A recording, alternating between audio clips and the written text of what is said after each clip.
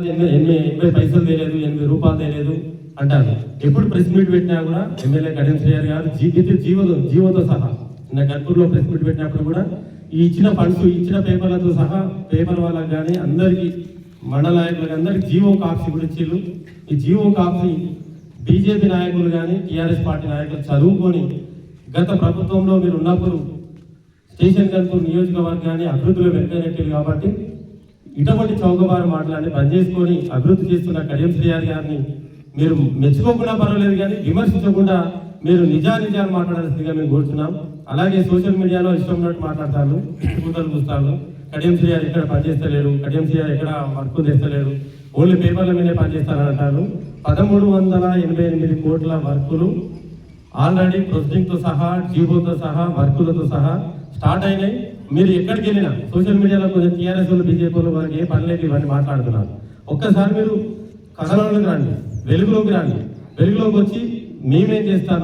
Congress party ఇప్పుడు 2 సంవత్సరాల అధికారంలోకి వచ్చినాక ఏం చేసింది, గతంలో బీఆర్ఎస్ పార్టీ 10 సంవత్సరాల నుండి ఏం చేసింది, గతాలు 10 సంవత్సరాల నుండి ఒక రోడ్డును పట్టించుకోలే, ఒక విద్యను పట్టించుకోలే, వైద్యాన్ని పట్టించుకోలే, అభివృద్ధిని పట్టించుకోలే, రైతులను పట్టించుకోలే, మహిళా సంఘాలను మహిళలను పట్టించుకోలే.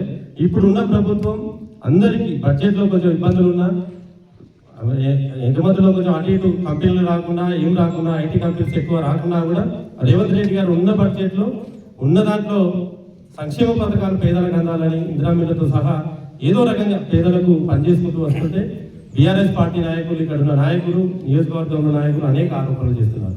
దయచేసి మీరు అభివృద్ధి చేస్తుంటే అభివృద్ధి గురించి మాట్లాడండి, ఇక్కడ జరుగుతున్న పనుల గురించి మాట్లాడండి, కానీ కడియం శ్రీహరిని విమర్శించాలనో ఎంపీ గారిని విమర్శించాలనో ప్రభుత్వాన్ని బదనాం చేయాలనే ప్రయత్నాలు చేయకూడదని.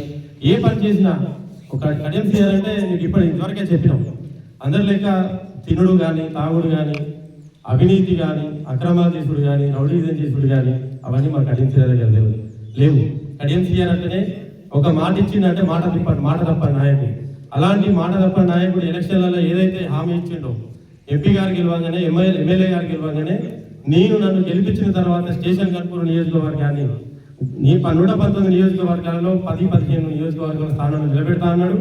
అదే పనిగా నియోజకవర్గ అభివృద్ధి కోసం పనిచేస్తున్నాడు. అలాంటి నాయకుడిని మీరు ఇష్టమైనట్టు కాకుండా దయచేసి బీఆర్ఎస్ పార్టీ నాయకులు కూడా మేము జీవో కాపీతో సహా మీకు వాట్సాప్లలో షేర్ చేయమన్నా చేస్తున్న అభివృద్ధిని మెచ్చుకోండి. అంతేగాని పార్టీని కానీ రేవంత్ రెడ్డి ప్రభుత్వాన్ని కానీ కడియం శ్రీహరి కానీ బాధ చేసే ప్రయత్నం చేయకూడదని, అలాగే సొంత ఫ్యామిలీలకు మ్యాటర్లోకి వెళ్లకుండా ఉన్న పనిలో మీరు చర్చల మీద రమ్మంటే జియో కాపీస్లో పట్టుకొచ్చి మేము చెప్పే విధంగా కూడా కృషి చేస్తామని అవకాశం చేస్తే ధన్యవాదాలు.